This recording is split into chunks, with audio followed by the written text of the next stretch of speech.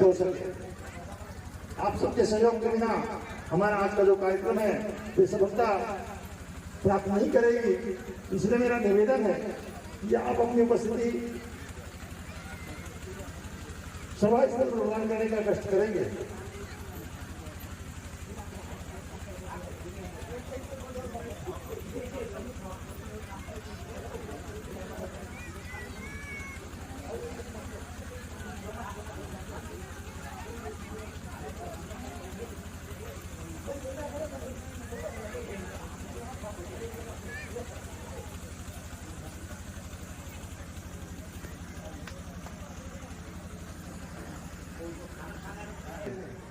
आइए आप हमारे इस मंच पर स्थान ग्रहण करने का कष्ट करेंगे। आदरणीय श्री वासुदेव जी महाराज इधौली निवासी का सभागमन हमारे इस मंच पर हो चुका है और अतिथि देवो भव। हम इस परिक्षेत्रीय कार्यकारिणी सभा स्थल भूसी डोंगरी की ओर से उनका हृदय से सम्मान करते हैं। समय लगता है, इसलिए मैं निवेदन चाहूंगा कि आप लोग हमें अतिथि बना करके मंच को खाली कर दें। ऐसे आप बिल्कुल नहीं समझेंगे। मैं सम्मान करता हूं आपका।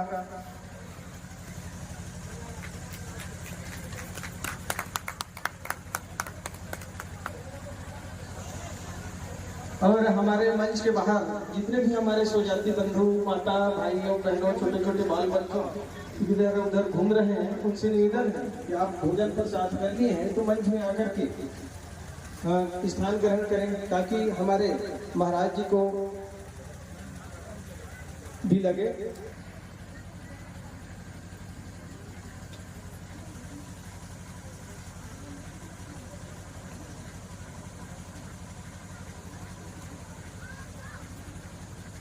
स्वागत की अगली कड़ी में हमारे देव कमेटी के अध्यक्ष सोनार पारा से विराजमान हुए हैं सम्माननीय सचिव महोदय भूसी डोंगरी। आपसे निवेदन करता हूं कि आइए।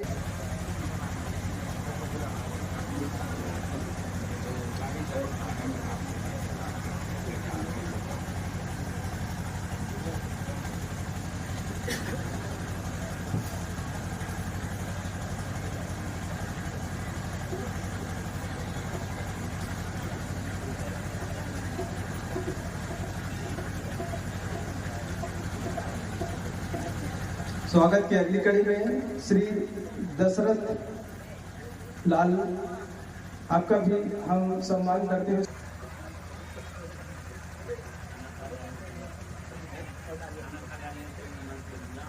और मेरे समस्त स्वजाति बंधुओं, माताओं, भाइयों से निवेदन है कि आप लोग भोजन प्रसाद कर चुके हैं तो आप लोग मंच में आकर स्थान ग्रहण करें ताकि हम सम्माननीय श्री वासुदेव जी महाराज के उद्बोधन समाज की आज की आनंद की इस धर्म मंच पर उपस्थित इस परिक्षेत्र बेलरगांव नरोत्तम लाल साहू जी, सम्माननीय साहू समाज की वरिष्ठ पदाधिकारीगण हैं मणिराम साहू जी, और इस धर्म मंच पर उपस्थित सभी मेरे भाइयों और बहुत पदाधिकारीगण जो विराजमान हैं और महिला प्रकोष्ठ के अध्यक्ष, उपाध्यक्ष, मेरे माताएं और बेलरगांव परिक्षेत्र से जितने भी मेरे माताएं और मेरे भाइयों से हार्दिक दिल से अभिनंदन, हार्दिक शुभकामनाएं।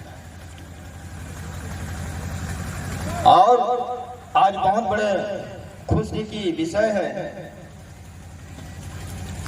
कि आज ग्राम भूसी डोंगरी आज आराध्य देवी कर्मा माता की 5 अप्रैल को मनाया जा रहा है। ये बहुत बड़े गौरव की बात है, जहां कहीं भी सुनने को मिलता है हर समाज की जो कार्यकारिणी जो है उसमें आज तक कहीं देखने को नहीं मिला,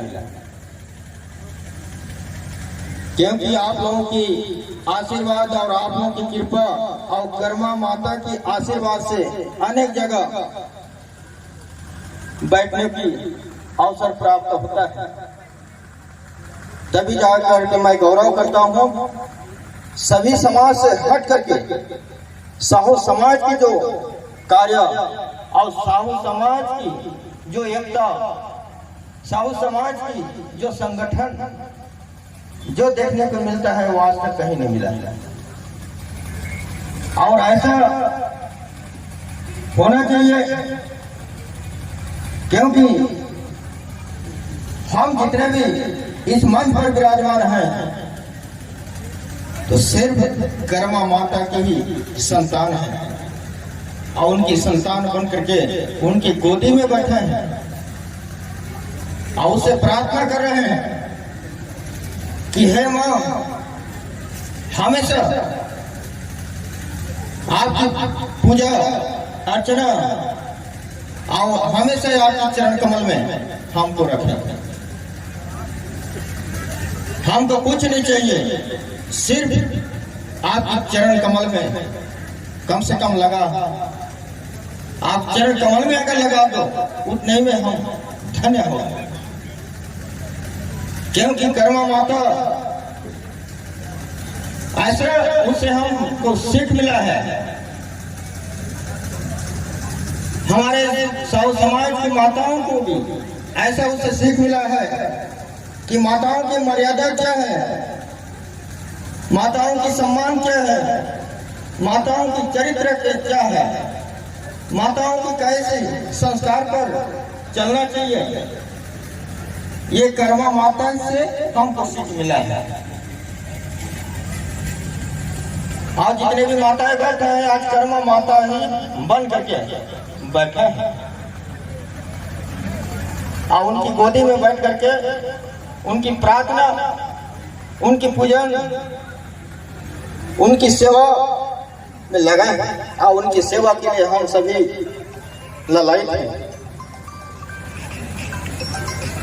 क्योंकि आज उनकी गोदी में बैठ करके इतना बड़ा कार्यकारिणी को यहाँ रखा गया है। ठीक जैसे उसका जगन्नाथपुरी में भी भगवान से साक्षात रूप से उनसे मुलाकात हुआ, बातचीत हुआ। भगवान जगन्नाथ से एक साथ बैठना, एक साथ मुलाकात होना और भगवान कृष्ण को अपने गोदी में बैठा करके खिचड़ी खिलाया है। ऐसा उनको संस्कार मिला, इतना परम भक्त है, इसलिए आज भगवान कृष्ण के साथ उनका पूजा हो रहा है। ये साहू समाज के और आज भी पूजा उनकी गोदी में बैठा करके आज खिचड़ी खिलाया। मेरे को तो लगा कि आज कर्मा माता से यहाँ से मैं खिचड़ी खा रहा हूँ, भोग लगा रहा हूँ। उनके हाथ से आज खिचड़ी मेरे घर जात रहे हैं, मैं धन्य हूँ। और इस साहू समाज की बना जावे से जो मान सम्मान मेरे को मिला, मैं तो यहाँ साक्षात महेश दिया जाएंगे, उतना स्वागत नहीं हुआ, उतना साहू समाज की ओर से मेरे को जो स्वागत मिला, मैं धन्य हूँ। और मैं धन्य होकर के आप लोगों को धन्यवाद देता हूँ कि हमेशा साहू समाज की संगठन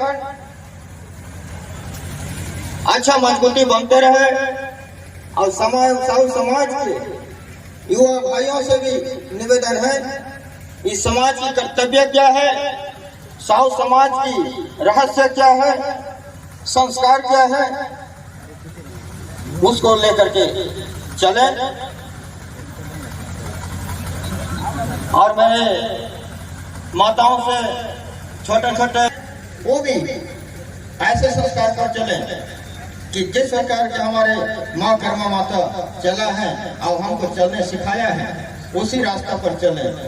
सही रास्ते सही मार्गदर्शन पर हम चले तो जीवन में हमारे पाँव में कभी कांटा नहीं गड़ेंगे, न भटकने की आवश्यकता मिलेगी।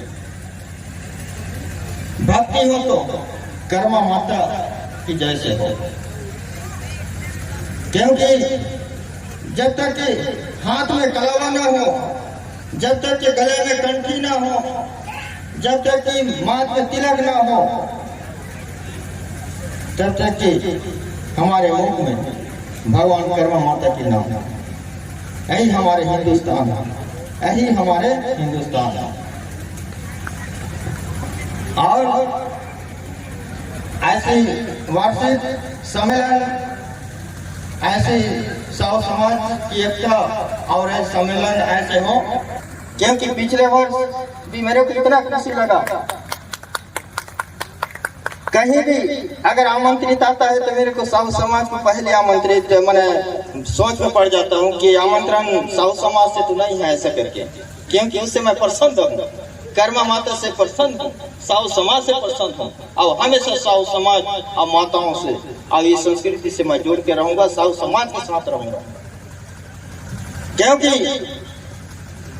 ये 2 दिन की जिंदगी है मेरे भाई बहन, ये हाड़ मांस की ही शरीर है, आज है कल चले जाएगा, कोई काम का नहीं है।